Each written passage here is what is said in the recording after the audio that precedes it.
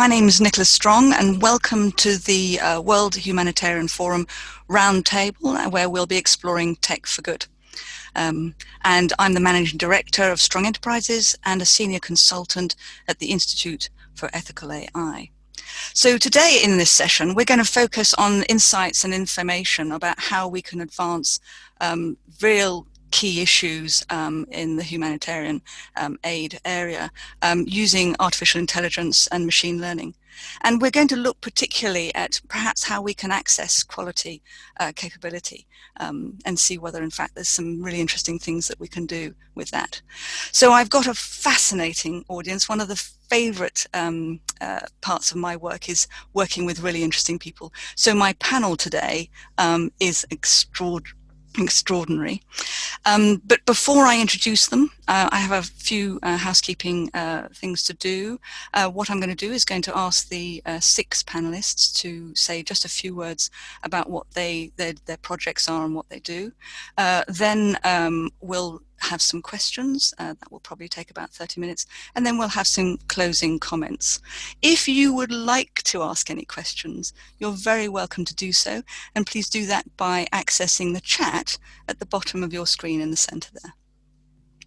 So what I'd like to do now is just say a little bit about our panelists. We have Maria Axente, who's from PwC. She's leading on the responsible AI and AI for good. She advises partners across the industry, academia and governments, and looking very much at harnessing the power in an ethical and responsible manner. She's done a lot of work and is a recognized AI ethics expert. She's on various advisory boards, including the UK Government All-Party Parliamentary Group on AI, the BSI and ISO, and IEEE AI Standards Group, as well as working a lot in gender diversity, AI, children and youth rights. She was not only that, she was named the expert advisor in UNICEF. My next person on the panel today is Gita Parisibu. Sorry about that, I hope I've got that right. Gita is currently the founder of Bullyid, which is a British startup that integrates artificial intelligence with psychologists and lawyers, which I think is particularly interesting. That's to provide telehealth and telelegal services for physical abuse and cyberbullying victims. She's done a lot of work right across the world, very much linked with many of the major UN groups. She is a global strategic leadership award person for social in the social cause strategy, and an awardee from the AAFT University of Media Arts, and a top 10 of the Asia and Star Planet, one of the women to deliver Young Leaders Cohort 20. Noll Tufani, he's the Chief Operating Officer for Build Change, and that seeks to save lives in earthquakes and typhoons. His mission is to greatly reduce deaths, injuries, and economic losses caused by housing and school collapses during earthquakes and typhoons in emerging nations. He's implemented a lot of innovative technologies, so he's got a lot of skill around how to create solutions in pretty impossible situations. So he's been a senior international development professional who's highly motivated by opportunities to innovate and improve efficiency. Alice Piterova is the Managing Director of AI for Good, social enterprise that creates AI-powered technology in partnership with local charities and NGOs. They have the incredible mission of helping 100 million people by creating scalable, innovative technologies for the better, fairer world. She's got 10 years experience in policy, communications and product management, and particular focus on fields such as tech for good, data and privacy, machine learning and automation. She's the UK ambassador for Tech Refugees, a social enterprise coordinating the international tech community and response needs for refugees. My next panelist is Rakula Christian, and she's a data scientist, a data analyst, an entrepreneur and innovator, and co-founder of Etiq, a startup that tackles unintended bias and automated decision making. And I think that's quite interesting because what it's doing is modeling and mitigating negative biases at the earliest possible stage, looking to help SMEs. She's developing that right now and is at a very exciting stage of the development. So what I'd like to do is to invite each of you now to say a little bit more about your current projects and the work you're doing, particularly around AI for good. So Maria, would you like to go first? I have the honors to be first. Good evening or good day, everyone. Greetings from London. And you're right, Nicola, what an extraordinary panels we have right now. When you read the short bios, you know, it's extraordinary to see how many beautiful people come together with the purpose of building good tech for the good of humanity. So how did I end up doing this? I think that's the interesting story, because obviously I work for a big corporation that is you know, mainly focused on solving important problems in society, but in the same time we are very much aware of the social, economic, and environmental problems that go beyond the ones that are being solved within the industry. And when we started the AI Center of Excellence, where I currently sit, where my team is, we obviously were empowered to explore how can we use AI in social purposes. And we ended up being the founding partner of the AI for Good Global Summit. The first edition happened 3.5 years ago, organized by ITU and X Prize. And we ended up being a convener of various stakeholders around the world around this topic. How can we use technology that sounds out so promising to solve some of the 17 SDG, Sustainable Development Goals, and how can we benefit from all the resources, capabilities, experience, people, experts that exist in the industry, and transfer them and open access for the social sector, so that together we can address those problems. So that's probably how I ended up being in this area of AI for good, but also is a passion of mine. I've always been fascinated by technology and how technology can actually help improve or solve most of the problems and help us flourish as a collective. And in this story, as a personal hobby, I was always curious, how can we experiment with technology, but not always to solve problems, but to go where no one has gone before, and seek to challenge ourselves and challenge parts of our society were not touched before. So when in my work as an AI ethicist at PwC, and either looking at the project in the AI for Good area, I think I always start with the question: can we do it? Can we solve a real problem? And can we understand the impact of the technology we build? Because if we don't do this, I think we're not going to realize the potential of AI. And also we're going to miss a huge opportunity to actually start addressing some of those humongous problems that we label as the SDGs. Thank you. Now, there's somebody I missed out. I think I missed out Angie. She's smiling. Sorry about that, Angie. I got excited and jumped a page. Angie, I need to tell the world about you because you're the founder and CEO of Ground. But not only that, which is an award-winning platform for looking at how we think again about how we educate children 0 to 14. And you have the even more impressive ambition of impacting 2 billion children, which I think is phenomenal. I know you're a digital product expert, but I think your work in PESA probably will be well known by many people. And I know that also you work here contributing to the Economist intelligence unit, looking at world's financial and digital inclusion landscape. So yes, welcome. Perhaps you would like to say a little bit more about your project and what you would like to tell the world today. Sure. So I come from a long history of product development. You've said I was one of the founding team members of M-Pesa.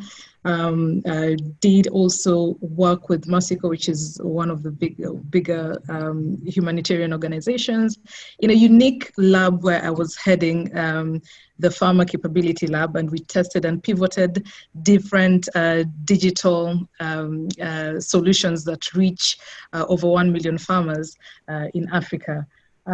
I believe that technology, when used appropriately, and I use that word appropriately, deliberately, when it's used appropriately, it can change lives. And I've seen this and I've witnessed this firsthand. I also am a mentor at Vodafone's F-Lane Accelerator, where I mentor very strong goal-oriented women to develop their own technology platforms, working in fintech and also in the education space. So I'm very passionate about how we deliver appropriate products, especially those who are they're deemed excluded. I think it's about time we change that narrative and get more and more people included, be it in just the digital information space or financial services space. That's my passion. Thank you. Angita, what would you like to say? Thank you, Nicola. And it's really honored for me to be part of this amazing people being invited in here to share a little bit about me and what we've been doing so far with Bullyid. Bullyid basically born because I've been working before with the United Nations, and I see how young people and teenager is changing the way how they study, how they how they communicate with their friends because of the technology, and everyone is just using the social media very rapidly. But we do see, because of the, I think, technology advancement that we have at that moment, there are a couple of issues that we're also facing, especially maybe we know there is a traditional bullying, but now we shifted to cyberbullying. And then this is not just a one single issues that we have, because it simply is not about the verbal harassment. But beyond that, there is an online abuse, there is a child pornography, sexual the live streaming sexual exploitations for children, and how people see in one particular aspect, this is something more about the mental health. And then the other aspect, we see many of the challenges and many of the issues related to online. It is not being prosecuted because it is difficult to prosecute things like online issues, because people have no idea whether or not this is actually being regulated. So why Bullyid platform basically here is to combine two principles between the psychology and between the legal principles. So how we combine it to make sure that everyone is basically aware and then being able to get a relevant support for their issues. So we're simply not replacing the role of the psychologist or the role of lawyers or solicitors that we are here in London, how to call it, but we simply how we're making sure our AI basically able to match what is the issues that people basically experiencing. We know the social media platforms such as Facebook, Twitter, Instagram probably have our health data, although they're not, they're not a health platform. But people or teenagers these days, or probably maybe us, sometimes we're tweeting, sometimes we're sharing our, our feeling. Some of the people probably sharing, about the suicidal thoughts on social media. So it could be there is a data that it could be really benefit if we're able to identify in the first place and we're able to deliver relevant supports for people who need it.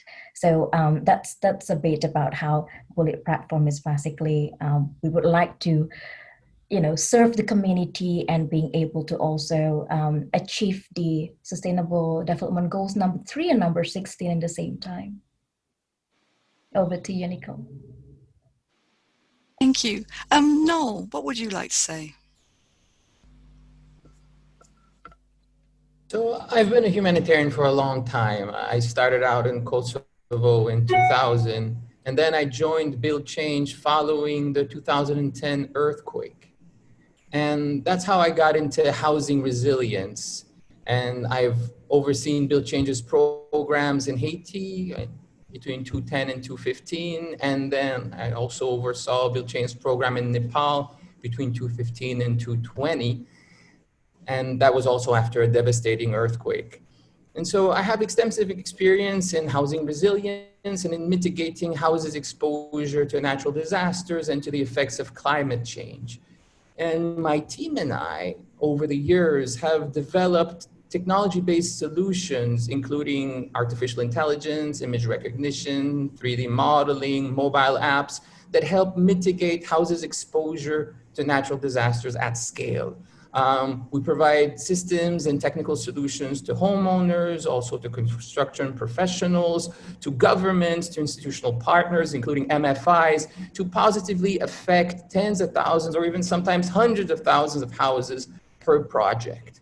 And so I think that with COVID-19, I think this has demonstrated that more than ever before, housing and particularly housing resilience is the cornerstone of community and overall global resilience. I mean, most of us now are in our houses. We're not in our offices. We're not going about.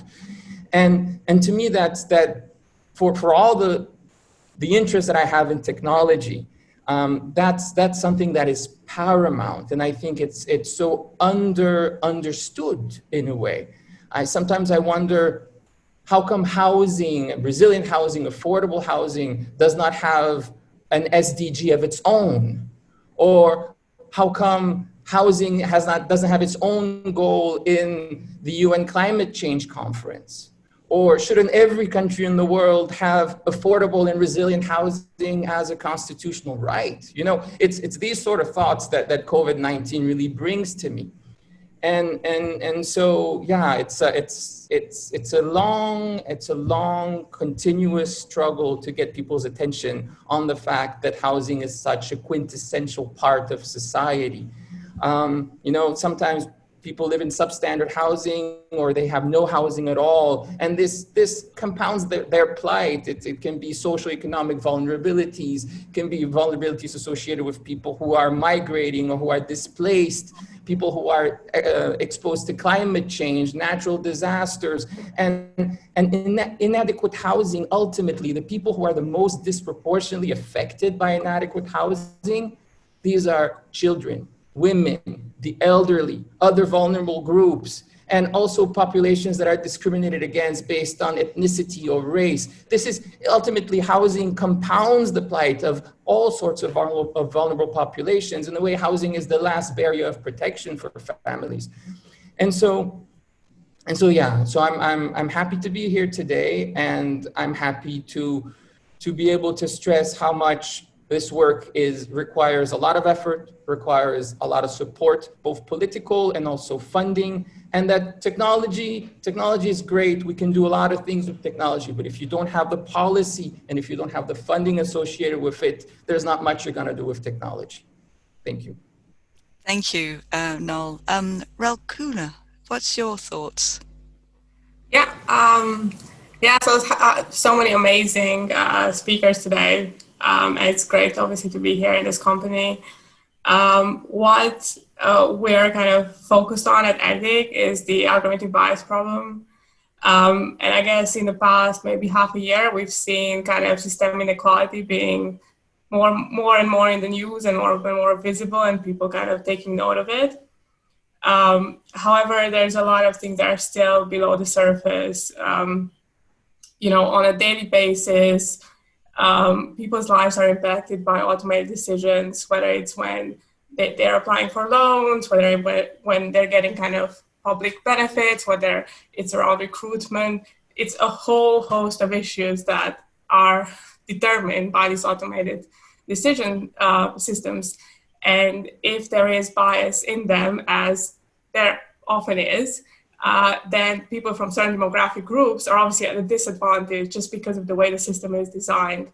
And we think that's obviously a really big issue. Solving it would mean like a really good impact for like a lot of people around the world.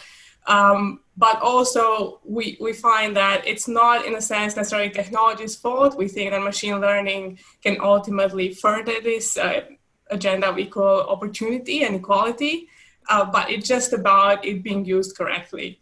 And that's kind of what we're trying to bring across, and we're just trying to build something that is, accessible for, any developer, any data scientist, anywhere, and they can kind of quickly understand and use, so that they don't create the systems with detrimental impact on some groups of people. So yeah, that's slightly different spin on AI for good, but yeah, same kind of mission-driven objectives. Thank you. Alice, what are your thoughts? So I work for AI for Good, and we specialize in creating experiences with AI that hopefully people, and we mostly focus on vulnerable people and underserved communities. We just make sure that this, experiences are really enjoyable, but they also address the most pressing needs for these people. And these needs might include safety, privacy, access to valid information, self-actualization. And most of the time we build, conversation technology, but we created a community of AI for Good enthusiasts where we can, try and collaborate with a wider group of people on projects, thinking of climate change problems or anything to do with malaria detection and healthcare. And recently we kind of collaborated with our community on a project focused on refugee camps and how we can help and protect those people trapped in camps from COVID, and help, the camp managers and local organizations to somehow prevent the disaster from happening. So we actually started looking at, the off-the-shelf tools and the open source technology available in this area. And I don't know if you noticed, but since COVID, there's been an influx of modeling tools applied for general population for urban areas where, people have a certain pattern of behavior and kind of not so many limitations. So for example, what we explored by looking at those models that, the interventions that they usually suggest, such as social distancing or more frequent hand washing, is practically not viable. It's not, even possible in the refugee camp setting, because people live on top of each other. And there's no social distancing. You cannot socially distance, especially after, being on a journey, crossing the border, crossing the sea sometimes, you're already stressed. There's already so much, pressure on you. And being trapped in your small tent, 6 of you with your family members, it's just impossible. Psychologically, it's just it's a bigger torture for them than, to be infected by COVID.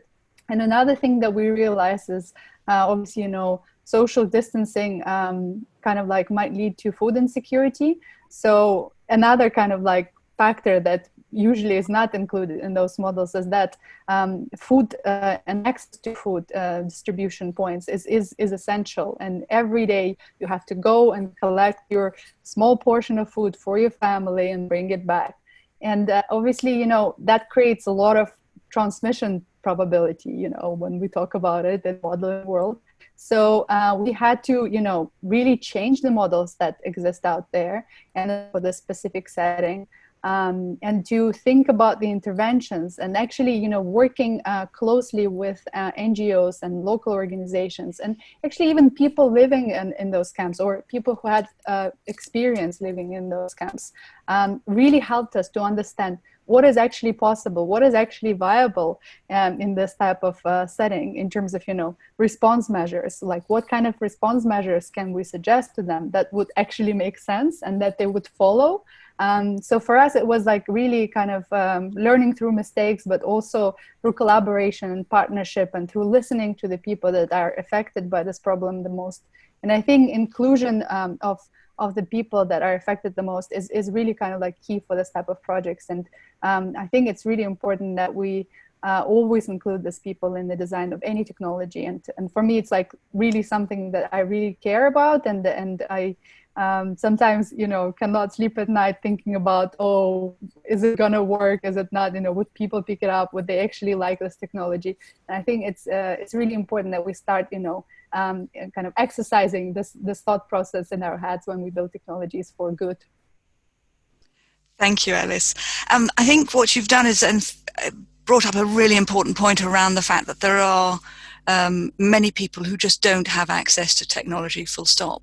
So what I'd like to ask all of you is, you know, looking at the experience that you've had and the work you've done in the projects that you do, what do you think we need to consider to address the issue of universal access to technology or quality capability? Maria, do you want to start that one off? My first again.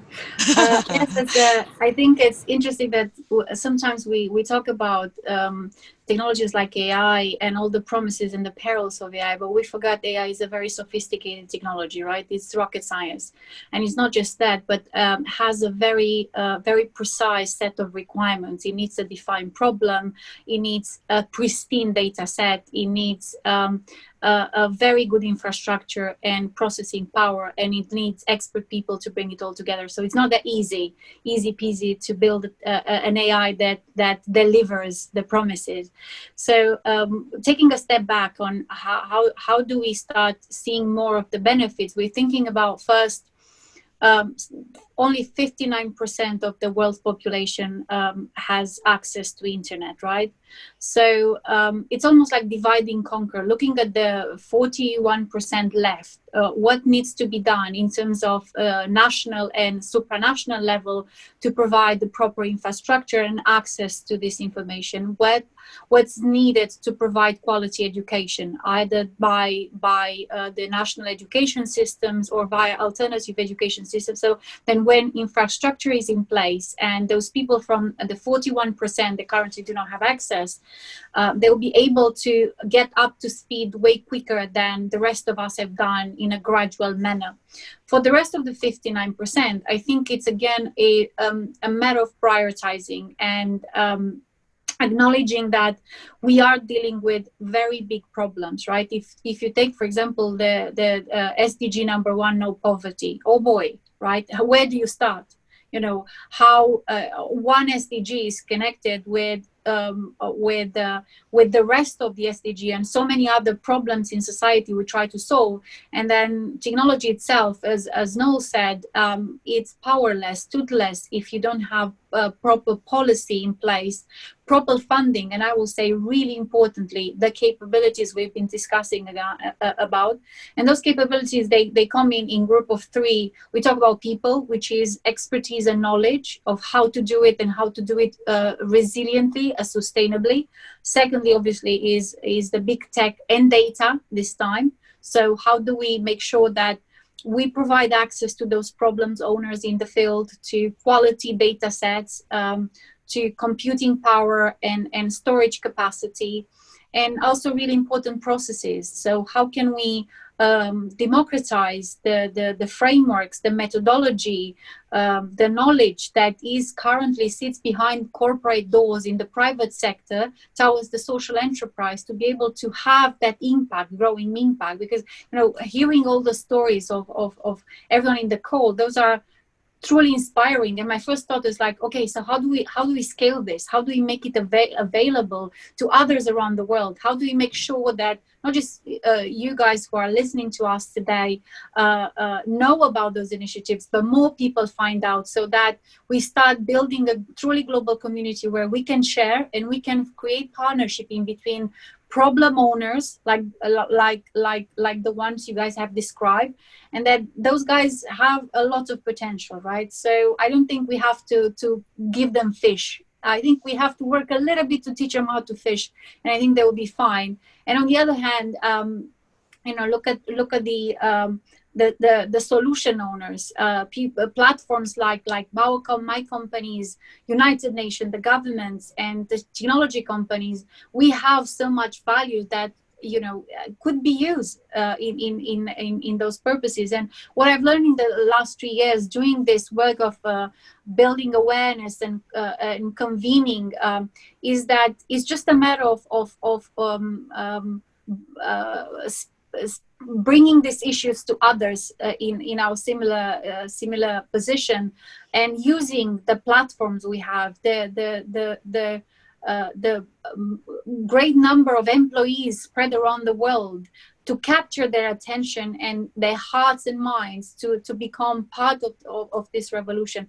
And that's where I will end up, your question. I know it was a little bit of a long answer, is that ultimately once we have capabilities, we have the right people who are problem owners, we should be focusing on how do we scale that, right? Because it's fantastic to solve a problem in one corner of the world, but we know that those problems repeat themselves in many corners of the world, and we need to be able to achieve scale. And some of the problems under the SDGs, without scales, we won't be able to solve it. So besides having resources and people and commitments, we need to be able to smartly work towards achieving scale. And to be honest, not even in the private sector, where we talk about scaling AI, we're still not sure how to do it. So watch out. I think once we figure out how to do it here properly, fingers crossed, that we'll be able to do it for everyone else. Thank you, Maria. Well, does anybody else have any thoughts? Angie, what do you think? Speaking as a solution owner, I think when I first started talking, I used the word appropriate technology, and I used that word deliberately, as I said before, because what tends to happen, what I've seen, especially in developing countries where I'm originally from, I've seen beautiful products with very good AI, like the top of the class kind of products, trying to be deployed in ways that the people cannot use. It's inaccessible. So what it does, it's sort of like widens the gap between those who are excluded and those who have access to these types of technologies. And we need to think, to readjust our views and try and think small. Can AI be deployed in simple technologies like SMS, IVR, USSD, kind of like short codes type of thing that people can actually access easily and use? Can AI be used to reach this market segment? So I think going forward, if we want to get it right, if we want to reach this scale that Maria is talking about, I'm not saying that we shouldn't create the beautiful products with the best-in-class AI technologies, but I think we should also have a focus of those people who cannot access these beautiful technologies and try and think, put yourself in their position. We're talking about people who are mostly illiterate, people who don't have access to data. Even access to a phone sometimes can be challenging, but at least phone penetration is higher than internet access. So why don't we start thinking small? There are lots of programs I've seen who don't go anywhere because there's no one funding them, helping them to scale some of the technologies that are really, really good. Simple technologies with inbuilt AI solutions on SMS, which is fantastic. So my challenge to the rest of the participants and the panelists is to try and also think small for the little people. Thank you.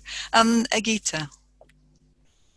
Thank you, Nicola. And I think if we speak about access, I can narrow down this. I will bring up the case study from my original country, from Indonesia. So I think with over 170 million internet users in Indonesia, we still have about 38% people have not able to enjoy the internet in Indonesia. And this is not as surprising for me because we have over 5 million does not even have an electricity access. So this is a real issue when we speak about artificial intelligence. We don't even go to the regulatory policy or law and etc. But we come into the very very integrated basically aspect when we speak about access is about the infrastructure. We don't even have that infrastructure basically equally distributed evenly throughout the country. And I think when we speak about infrastructure, it's equally really important to see how the government and the private sector itself can be able to work along together. So coming to how we be able to come to the aspect, how we be able to distributing technology evenly. Of course, the first thing in the case of developing countries, and I think taking the example of Indonesia, is first is access of the infrastructure itself. So making sure that it's ready and the multi-stakeholder partnership is basically working properly between the private sector and the government. And probably when we think about the private sector, it is important for the government to also loosen up the strategy to basically investing for the foreign investment to invest in the country, because we speak about infrastructure, we speak about technology development and advancement in the same time. But also it's when we speak about access and especially about artificial intelligence, we speak about data in here. Many of the country, and especially with a developing country, it's really difficult to find a data that basically is a valid data to be utilizing for artificial intelligence. And now when it comes to taking a data from people in the rural area, and that's going to be a challenge, and how we be able to demonstrate a valid without any discriminations and a biased data when the country is utilizing artificial intelligence, it's obviously come back again to how the government or the state is governed itself, how artificial intelligence coming from the national policy framework, coming from the whether or not they're really ready to having the AI council and everything. So I think in the case of distributing access in here, again, if I can sum up, basically infrastructure is still a #1 issue, and followed by the readiness of the government itself to protect about the government, the national framework policy in terms of artificial intelligence. Thank you. Noll, what are your thoughts? Well, I agree with everything that was said. I really think there's a tremendous need for funding, for infrastructure, and for really acknowledging that this access gap exists. What I've seen over the years is also a lot of good technologies that were developed commercially for developed countries, and that have the paradigms of technologies that are made for a tech-savvy user, also for someone with a certain level of education, for a certain way that someone would approach a problem. And then these technologies, what people like us end up being in a strange situation, that we have to find a way to adapt these technologies in a situation where probably the ideal thing would have been to start from scratch and develop something that is designed around the end user that we're really talking about, not around them from a cultural standpoint, from an identity standpoint of what kind of human beings they are, but also from the standpoint of what technology do they have access to, what economic limitations do they have with respect to what was mentioned here, data, or actually having a device or things like that. And so there needs to be more channeled funding towards that. It cannot solve itself by itself, because there's a situation of lack of market in many ways. You're not going to license particular software to that particular stratum of the population. Although you could have great ideas, but in the end, the ideas are going to be stuck at the plateau where people can afford it. And so there needs to be the willingness to distort the market and to say, I'm going to go there because that's the right thing to do, and I'm going to create those solutions because that's the right thing to do. And for this, we need institutional donors, we need foundations, and we need policy. Thank you very much. Raluca, tell me, what are your thoughts about quality or access to quality capability? Yeah, so obviously, I think my perspective is slightly different because of my background, what I do, but it seems like a lot of the time the burden is on this kind of local owner, which makes sense, because obviously they know better the situation, but there should be burden. If the government makes the decision on who to allocate certain resources to, then there should be a burden of the government on like a government as well to ensure that it has the relevant data on all the stakeholders in the picture. So it's not just like a localized burden, but it should be, very much on both sides as well. So I think what Noll was saying about, institutional funding and stuff like that makes sense to me, because it's ultimately that a lot of decisions are being made here. So if there is some sort of, bias being maintained, for instance, I think a lot of time, just because someone doesn't have access to, a TV or something, doesn't mean that maybe they're not being surveyed by a camera somewhere, right? So it just because they don't have access to the product that uses AI doesn't mean that another entity doesn't use AI on them, in a sense, or to make decisions about them. So if that's the case, then there needs to be proper understanding of that group of population, and the burden is on the person who makes the AI, not on kind of this group, if that makes sense. So it's a slightly different, obviously, perspective. Yeah. Thank you. Alice, your thoughts, and then I think I've got a question that's come in. So I'll just try to be wear my policy hat. So usually we look at the problems like this from three angles. So policy, which is usually the solution space, the problem, obviously we have it, and the political will. So the political will is clearly something that is missing. I think it's usually dictated though by the citizens themselves and constituency. So it's a lot about, what actually is a priority for the citizens of this particular country in a lot of times.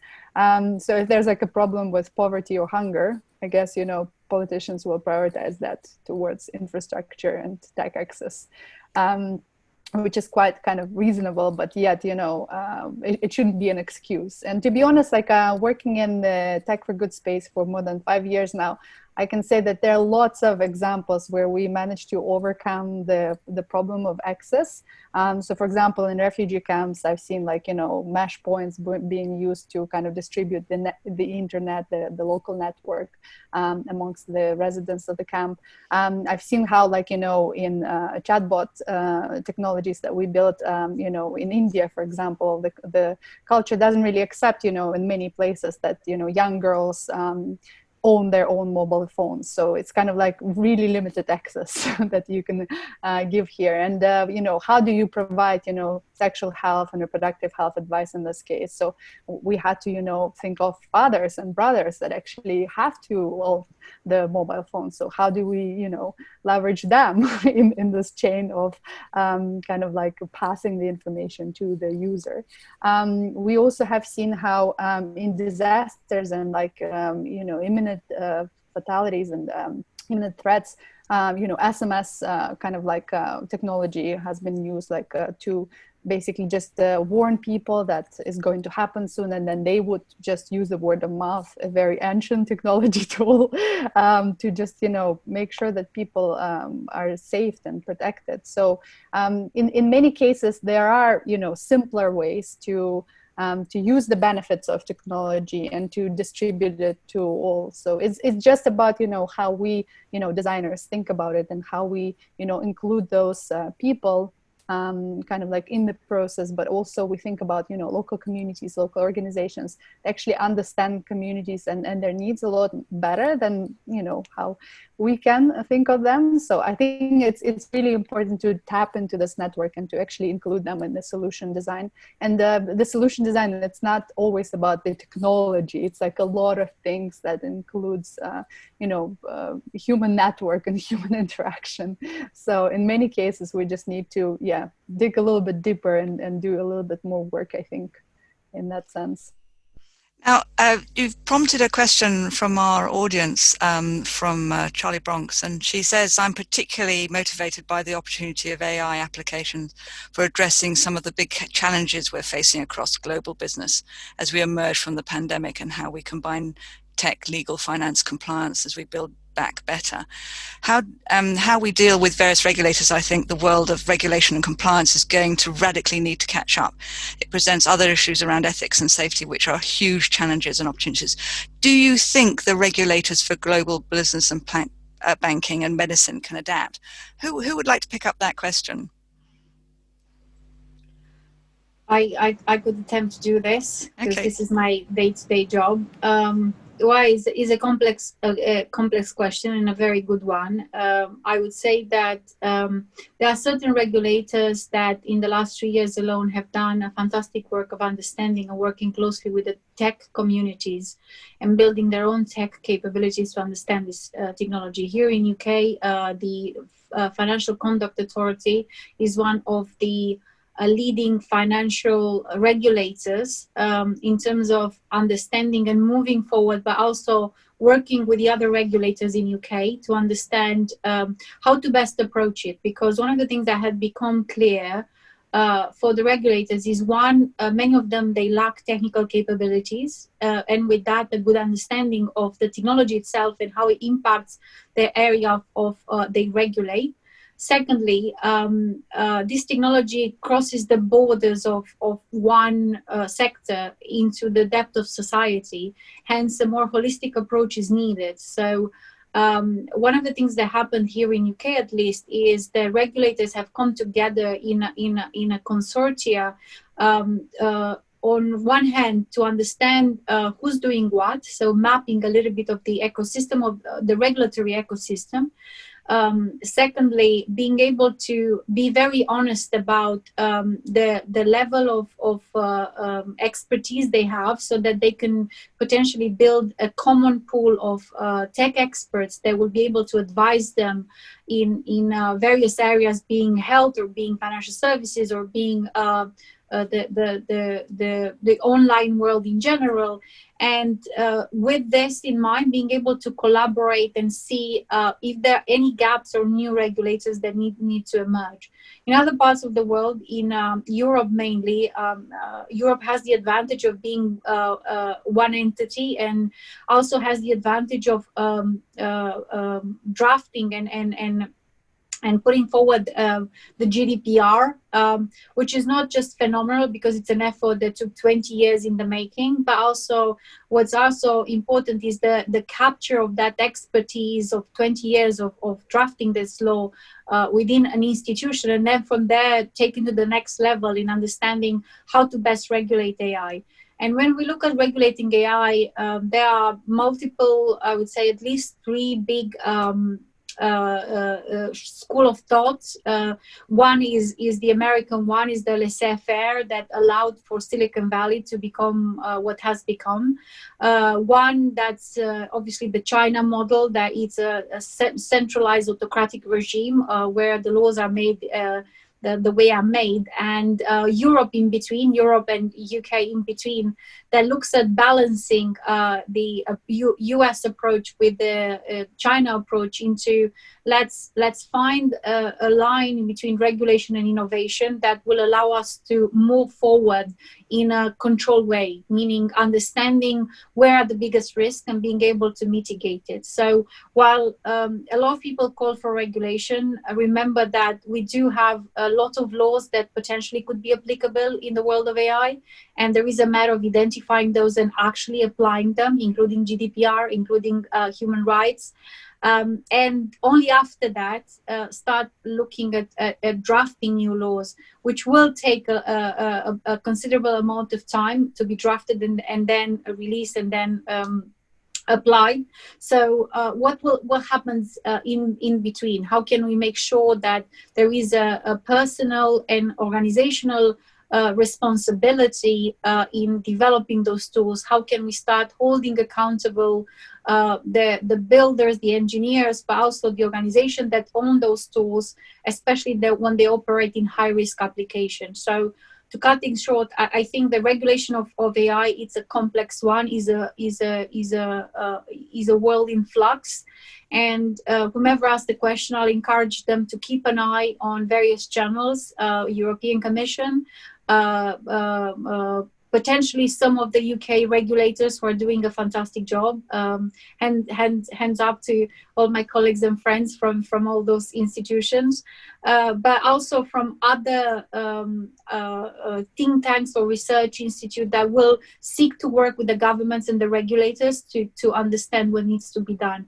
I think although we feel and many think that we should rush into develop regulation for tech because it's a need, I think we should proceed with cautious, because we also don't want to actually hamper too much of the potential of AI.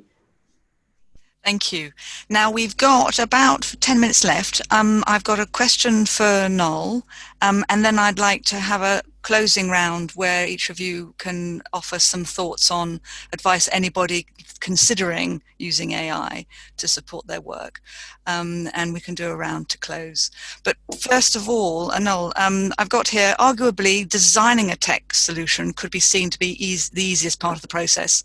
If we look at the power of prevention, what do we need to do to ensure a steady source of funding and tech resilience that is supported and aligned with a policy outlook that favours building solutions before a disaster? In other words, how can we get policymakers to acknowledge this and to put housing resilience at the top of their agenda? Yeah, that's a tough one. I think it goes back to what I said in my opening statement. There needs to be, for policy to move in that direction, you need to have people that realize that this is a huge issue. And so when we take the issue of housing resilience and the issue of affordable housing, at the risk of repeating myself, I would say we need to put it at the top of everyone's agenda.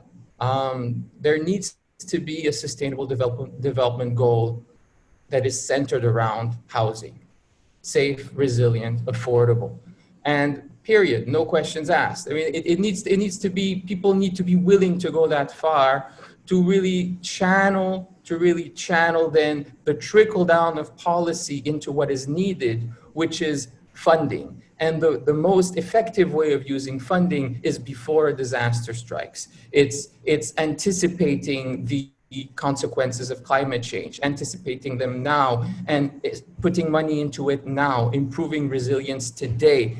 Now, that won't happen unless we have our dear donors, our dear governments, and a lot of activists around the world realizing that that is key. And if we keep continuing to do what the industry has been doing, which is to wait for a disaster to strike and then to say, all right, now is the time to put money into this particular situation and to have this blip of money that will last between 1 and 5 years, then that is in itself not sustainable. You just pour a lot of attention on one particular location and then no one else around actually benefits that much. But especially you put the situation in a way that it's a what if there is a disaster. The reality is climate change is a disaster. It's happening now, and it's an ongoing disaster that we're just now starting to see its consequences. And other disasters or other disasters that we thought were random are actually a complete continuation of climate change, such as the reoccurrence of hurricanes and other storms. And so it has to be addressed systemically. It has to be addressed from the top. And it's very important for us to be able to go earnestly to our donor community. And there are great donors who already fund this. And I'm extremely happy that they exist.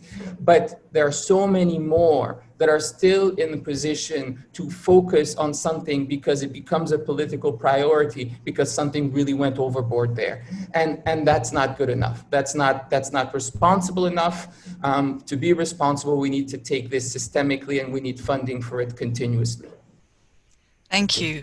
So now we're coming into our final few minutes. We've got 6 minutes left, and I'd love to give each of you a minute to just say what you think would be useful for people to consider when they're considering using artificial intelligence or any form of tech in their project. What would your suggestions be?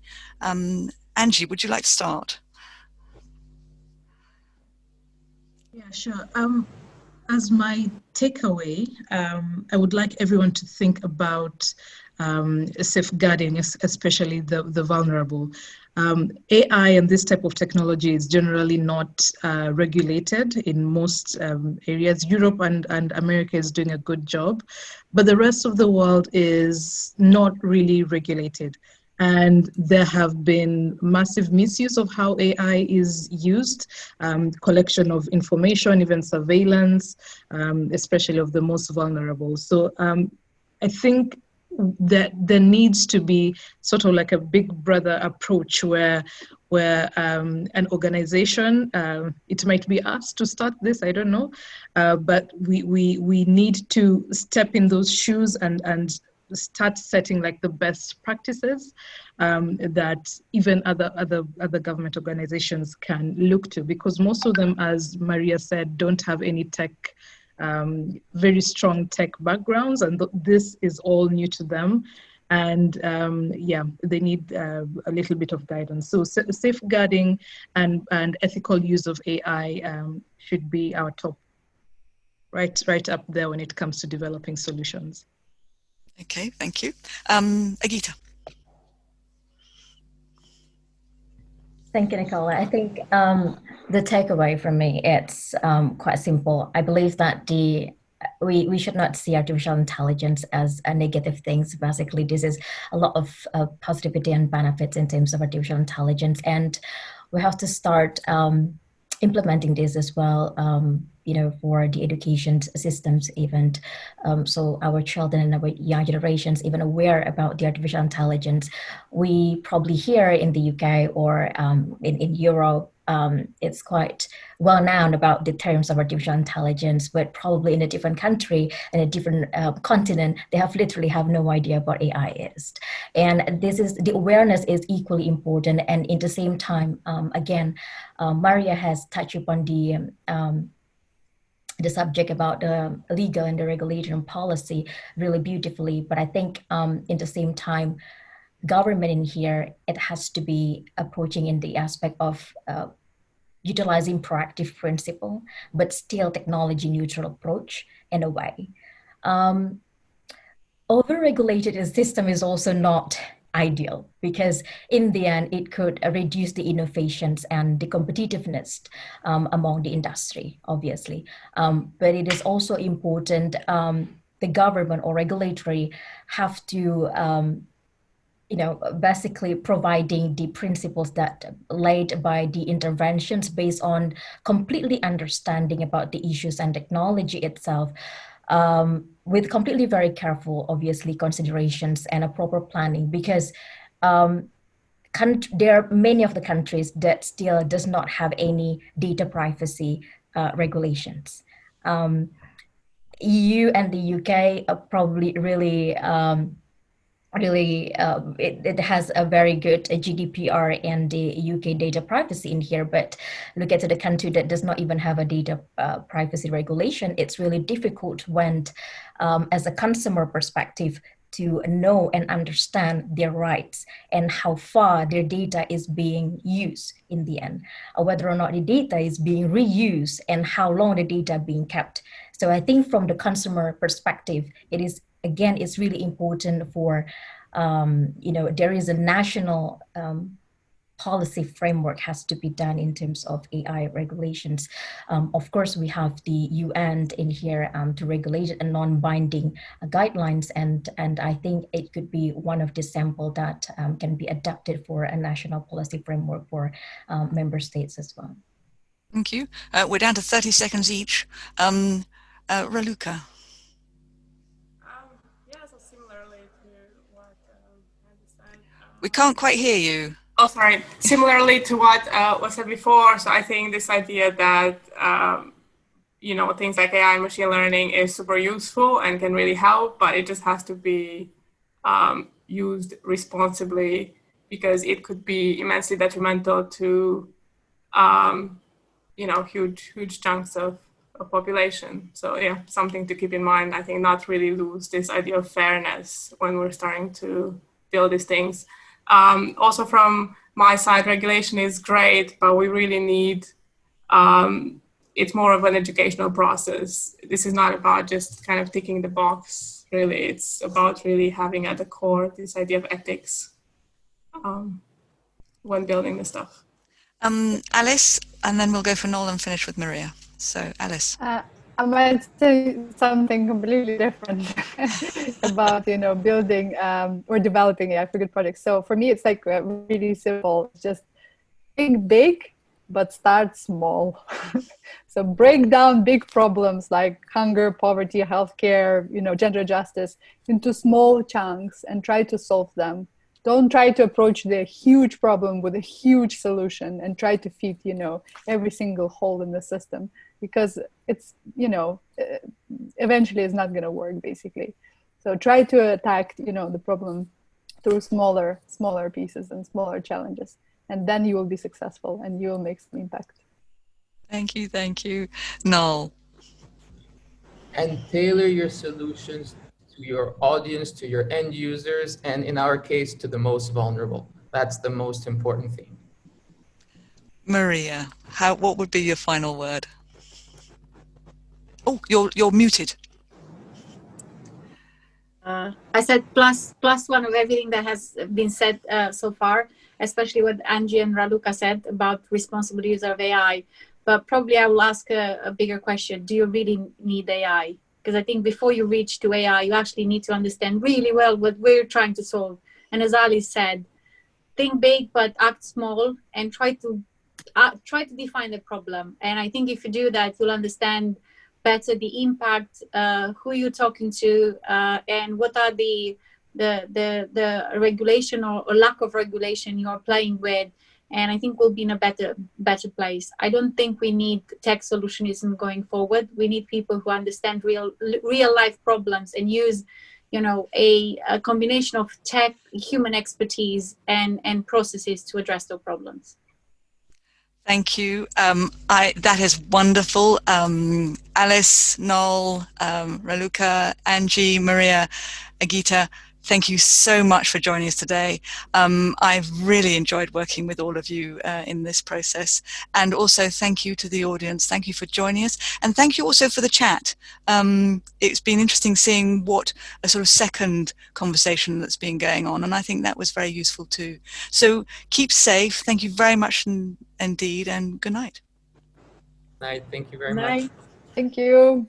Bye.